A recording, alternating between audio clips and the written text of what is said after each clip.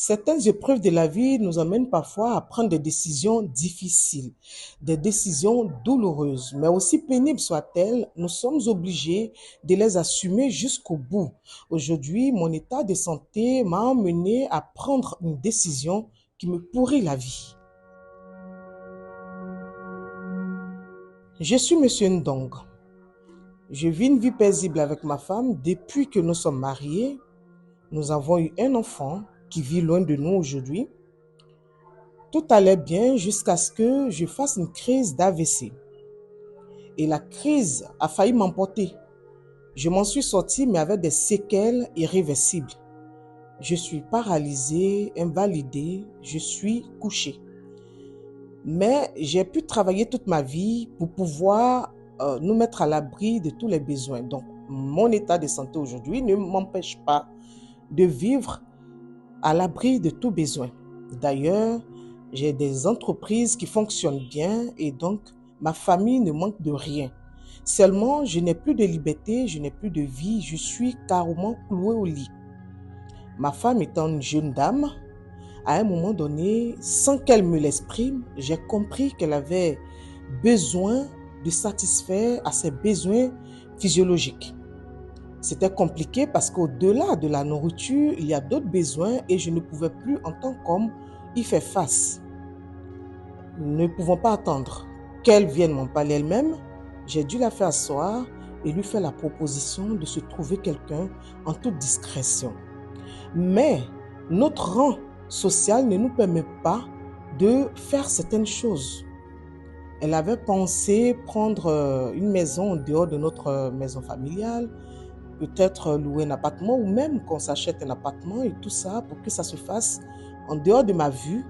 Mais je vous assure que moi-même intérieurement, je me suis dit que peut-être c'était aussi l'occasion de pouvoir satisfaire à l'un de mes fantasmes qui est resté insatisfait jusque-là, c'est-à-dire voir un autre homme avec ma femme. C'est difficile à comprendre, mais c'est mon fantasme. Donc j'ai proposé à ma femme de trouver quelqu'un, mais de permettre à la personne de venir à la maison. Et d'ailleurs, ça sera plus discret et plus sécurisant parce qu'on ne la verra pas sortie d'un autre appartement ou la voir sortie d'un hôtel ou quoi que ce soit. Ça sera à la maison et cette personne sera considérée comme notre visiteur. Donc, pour cette discrétion, c'est ce que j'ai avancé sans toutefois parler du fantasme. J'ai proposé qu'elle fasse venir son amant à la maison. Elle a mis quelques mois à trouver quelqu'un. Au départ, elle ne voulait pas m'en parler, elle était gênée, mais j'insistais. Elle a fini par faire venir le jeune homme à la maison, un jeune, beaucoup plus jeune qu'elle. Et voilà, on a fait connaissance. Je lui ai expliqué un peu ma situation et que ça ne me gênait pas, qu'il pouvait venir et tout ça. Mais je vous assure, c'est devenu trop pesant. Trop pesant dans la mesure où mon désir n'est pas satisfait parce que ma femme refuse catégoriquement que je puisse les regarder en ébat. Or, moi, mon intention cachée, c'était ça. Ça pouvait psychologiquement me permettre de pouvoir aussi satisfaire d'une autre manière ce besoin humain. Elle refuse catégoriquement que je les regarde faire. Et aussi, elle refuse même que je sois dans les environs. La maison est grande, donc elle m'enferme dans une chambre loin de celle dans laquelle ils sont. Mais à un moment donné, j'ai trouvé que ce n'était pas juste. Il me fallait aussi prendre part, m'aider à... J'ai donc insisté. Elle a accepté une fois que ça se fasse, mais je vous assure, ça a été mon calvaire. Ça a été le calvaire de ma vie parce que ce que je n'ai jamais pu faire avec ma femme, ce jeune homme l'a fait. Je ne vais peut-être pas m'étaler dans certains détails, mais ce jeune homme a fait tout ce que moi, je n'ai jamais pu faire avec ma femme. Jusqu'à ce qu'elle lui offre gracieusement la cime 2 devant moi, ce que je n'ai jamais eu droit à faire. Ça a été un calvaire. Et après, je lui ai dit que ça devenait trop difficile pour moi, que ce que j'ai vu me traumatise et que je ne supportais plus le voir à la maison. Mais là, ma femme n'accepte plus que son amant ne vienne pas à la maison. Elle m'impose sa présence. Au jour d'aujourd'hui, je viens à vous parce que elle a demandé à ce dernier d'aménager chez nous. Parce qu'il habite hors de la ville où nous sommes. Et donc le transport et tout ça, ça met trop long. Elle a exigé qu'il vienne habiter avec nous dans l'indépendante. Donc chaque nuit, elle est hors de la maison, elle est dans l'indépendante, hors de notre lit conjugal. Ma femme ne se cache plus, elle ne se gêne plus, elle vit comme une femme vit avec un mari, avec ce dernier. Même quand je suis là, puisque je les ai vus une fois, elle ne se gêne vraiment plus. Même quand je suis là, étendue dans le canapé, elle se promène à moitié nue dans la maison avec lui, on n'a pas d'enfant. Elle fait tout ce qu'elle veut, même au salon, dans la cuisine, partout, des gémissements partout que j'entends. Et là, j'en souffre énormément. Je suis en train de mourir de jalousie, de rage, mais je ne peux pas crier parce que c'est moi qui ai proposé ça. Je ne peux pas crier et je me dis, même si j'ai proposé, même si je le lui ai demandé, n'est-ce pas qu'elle doit pouvoir le faire dans le respect? N'est-ce pas qu'elle doit penser à mon état de santé? Tata Moé, mon état de santé m'a emmené à prendre cette décision. Et aujourd'hui, ma vie est carrément bousillée, pourrie. Je ne vis plus. Je demande même la mort à Dieu. Sincèrement, je ne vis plus. La cerise sur le gâteau, elle attend un enfant. Elle attend un enfant de ce jeune homme. Mais comment est-ce qu'on le déclare?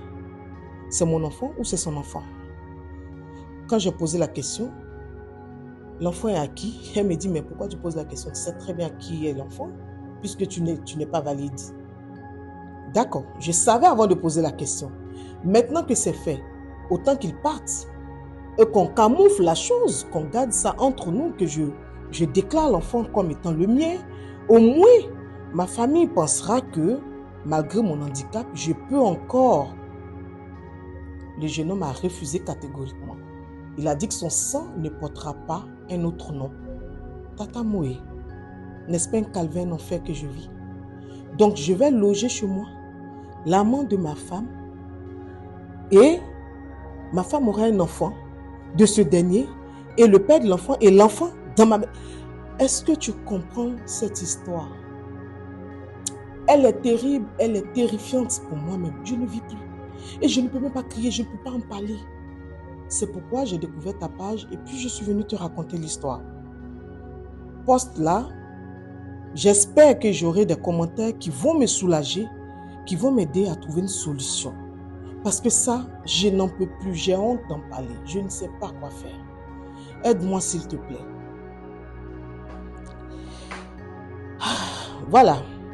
Chers talkers, les histoires de la vie. La vie elle-même est un mystère.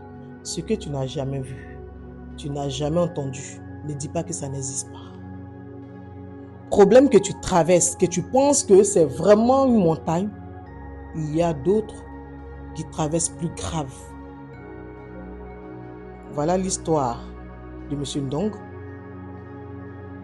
Vos avis, vos commentaires. Comment on peut aider M. Ndong? Quelle décision il doit prendre? Expulser les deux, crier à tout le monde sa situation, ce qu'il a fait, ou rester dans cet enfer et en mourir à petit feu? Qu'est-ce qu'il doit faire? La parole est à vous, chers talkers. Partagez, likez, invitez vos amis, abonnez-vous. Soutenez la page si vous aimez les histoires de Tata Moé. Parce que si vous ne vous abonnez pas, vous ne partagez pas, vous ne likez pas, la page n'aura pas de visibilité et elle risque de disparaître. Donc si vous aimez les histoires, partagez, likez. C'est juste un petit pouce. Invitez vos amis, abonnez-vous surtout. N'oubliez pas de vous abonner parce que parfois on regarde les histoires, on like et on oublie de s'abonner. Abonnez-vous.